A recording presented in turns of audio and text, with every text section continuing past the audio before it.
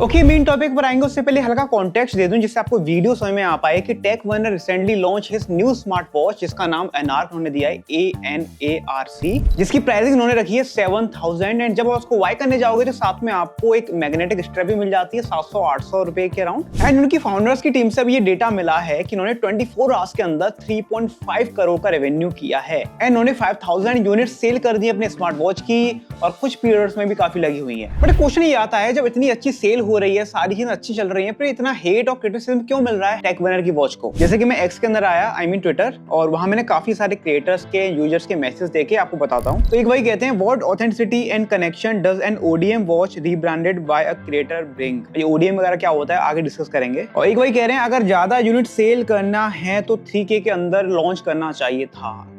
ये भी बातें करेंगे कि 3K के अंदर उन्होंने क्यों नहीं डाला, क्यों उसका प्राइसिंग 7K है और देखा जाए तो हल्का एक्सपेंसिव है। Ugliest design I have ever seen. Is he delusional? Look at the clock face, even 5 volt has better watch face than this. Next भाई ने बोला है, एक सिंपल वर्ड बोलूं, वॉच चाइनीज फैक्टर से बल्क में बाय किया है, बस अपनी रिक्वायरमेंट के हिसाब से बनवा लिया है।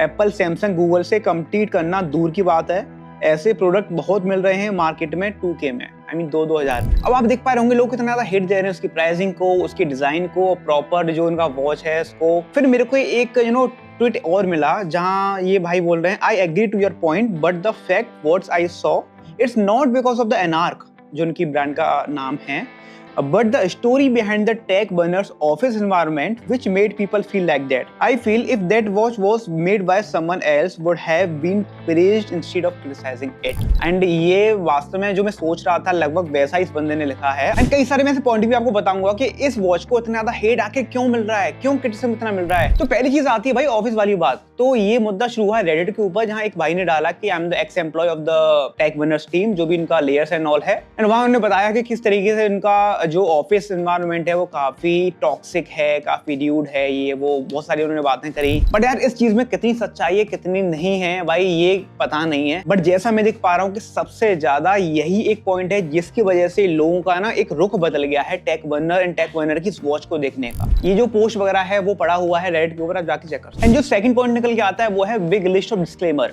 आई मीन जब आप उसके प्रोडक्ट पेज पे जाओगे इनके स्मार्ट वॉच के, तो वहां आपको नीचे डिस्क्लेमर में पता चलेगा भाई इतने ज्यादा डिस्क्लेमर दे दिए हैं जो कि लोगों को ये पता चल पा रहा है कि अभी जो प्रोडक्ट है वो अभी अनफिनिश्ड है। एंड जब आप 15वां पॉइंट चेक करोगे तो आपको पता चलेगा features like contact, call, breath, camera, calculator, women health, find phone और भी बहुत सारी चीजें जो अभी अवेलेबल नहीं है लेकिन बाद में हो जाएंगे थ्रू OTA, है ना, यानी किसी अपडेट के थ्रू। तो उससे ये इशू बन के आ रहा है कि भाई जब आपका प्रोडक्ट अभी अनफिनिश्ड है, उसमें इतने इंपॉर्टेंट फीचर जो यूजुअली होने चाहिए वो अभी आए भी नहीं है, वो बाद में आप डालोगे, तो अभी इतनी क्या जल्दबाजी है, क्यों अनफिनिश्ड प्रोडक्ट मार्केट में लाया जा रहा है? एंड इस बात की भी क्या कंफर्मेशन है कि जो फीचर बोले जा रहे हैं बाद में आएंगे वो कंफर्म आएंगे भी या नहीं आएंगे? तो देखो देखा जाए वैलिड पॉइंट है, मैं भी इससे एग्री करता हूँ। एंड तीसरी चीज जो भी बहुत बड़ा मुद्दा बन रहा है भाई वो है इसकी प्राइसिंग को लेके। भाई 7000 में लॉन्च क्यों कर दी? तुम्हारा पहला टेक प्रोडक्ट और डायरेक्ट 7000। गैलेक्सी वॉच 4 8000 में मिल जाती है सेल के अंदर एंड क्लासिक वाली मिल जाती है अराउंड 10,000 में।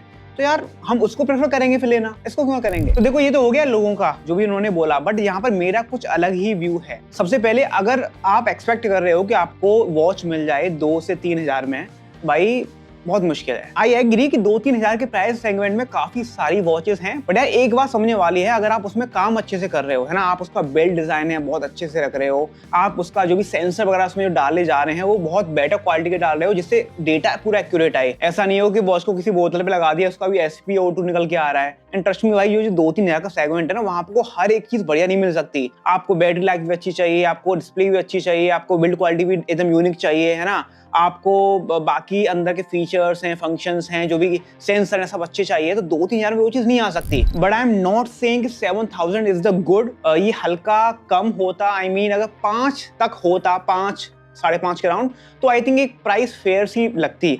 हो सकता है आने वाले टाइम में ये प्राइस ड्रॉप भी कर दें, कोई ऑफर वॉफर निकाल के। चौथी जो चीज है ना, जो भी लोगों को एक समझ में नहीं आ रही कि यार पोस्ट सर्विसेज क्या रहेंगी, क्योंकि इसका कोई सर्विस सेंटर तो है नहीं है। कोई दिक्कत आती है, हमारा घड़ी में कोई दिक्कत, टेक्निकल इशू आ गया या कुछ हो गया, क्या रिप्लेसमेंट पॉलिसी है, क्या क्या नहीं है, तो देखो यार ये चीजें भी आपके प्रोडक्ट पेज पे जाओगे तो क्लियर हो गई है कि अगर आपकी घड़ी के अंदर कोई भी टेक्निकल इशू आता है विदिन 7 डेज तो आपकी घड़ी रिप्लेस हो जाएगी, बस उसमें कोई फिजिकल डैमेज नहीं होना चाहिए। बट अगर 7 डेज के बाद भी एंड 1 ईयर तक जो भी आपका वारंटी पीरियड है उसमें कोई दिक्कत आती है तब भी आपकी गाड़ी को रिपेयर जो भी काम है वो कर दिया जाएगा, और अगर जरूरत पड़ती है तो रिप्लेस भी हो जाएगी विद एनी कंपेरेबल यूनिट, जैसा कि लिखा हुआ है इनके प्रोडक्ट पेज के ऊपर। अब पांचवी चीज आती है भाई, जिसका बहुत बड़ा लोगों ने मुद्दा बना दिया, भाई चाइना का माल है, बस कुछ नहीं करना, वहां ठप्पा लगा के तुम जहाँ बेचोगे कुछ होगा नहीं। तो देखो भाई, जो लैंग्वेज तुम बोल रहे हो उसको हम बोलते हैं व्हाइट लेबलिंग, बट ये प्रोडक्ट है OEM, ठीक है, जो मुझे लग रहा है ये ODM भी नहीं है।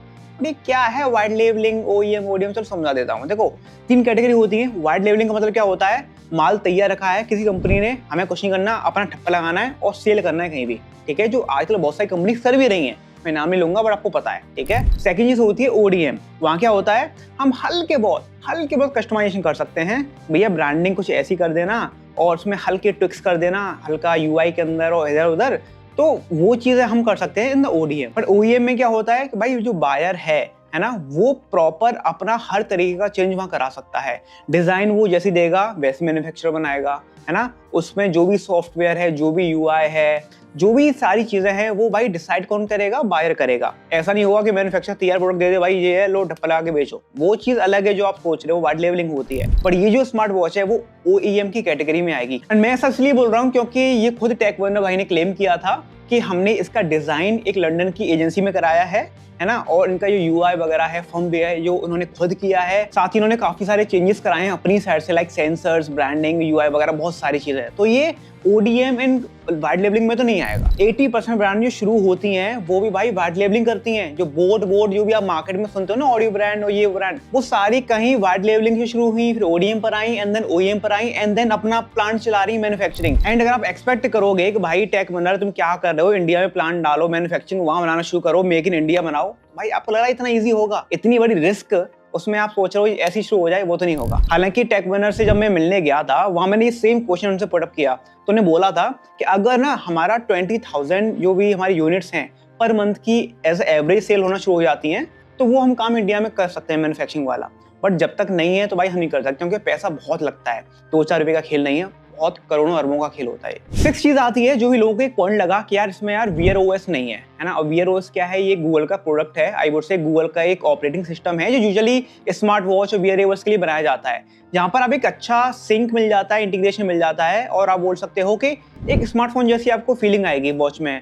आप उसमें मैप खोल लो, NFC वगैरह होगा उसमें, है ना, और यूट्यूब वगैरह आप प्ले स्टोर से कोई ऐप डाउनलोड कर सकते हो, तो एक वही एक सिस्टम वहां बन जाता है। बट इसमें आपको जो देखने को मिलेगा वो अपना कस्टम OS देखने को मिलेगा। कस्टम OS में क्या है, हम अपने हिसाब से चीजों को कर सकते हैं कि हमारी जो ऑडियंस है उसके अकॉर्डिंग हम क्या उसमें डालें, क्या नहीं करें। तो अनार्क में आपको Wear OS नहीं मिलता है। बट क्या होता है, जिसमें Wear OS होता है ना, उसकी बैटरी लाइफ बहुत गंदी होती है भाई। पर्सनली मैं तो भाई नहीं चला सकता Wear OS वाली वॉच जो भी हो सकती है, 1 या 2 दिन मैक्स, खत्म, ठीक है। 7 दिन का तो भूल ही जाओगा। बाकी इस वॉच के क्या क्या स्पेक्स हैं वो मैंने यहाँ पर लगा दी हैं, आप आराम से देख सकते हो। यार स्पेक्स देखा जाए तो बहुत अच्छे हैं, और बाकी तो भाई पता चलेगा जब वॉच हाथ में आ जाएगी। ओके, तो देखो अब इस बात को ना हम साइड में रख दें कि वॉच में क्या है, क्या नहीं है, क्या गंदा है, क्या बुरा है। तो यार एक दूसरी साइड है, इसको कोई देख नहीं रहा, जो आपको जरूर देखनी चाहिए, जाननी चाहिए। पहली चीज भाई, it requires a lot of guts. It's not easy कि आप एक ऐसी मार्केट में घुस रहे हो जहां आप जो पैसा डालोगे वो बिल्कुल गायब हो सकता है, क्योंकि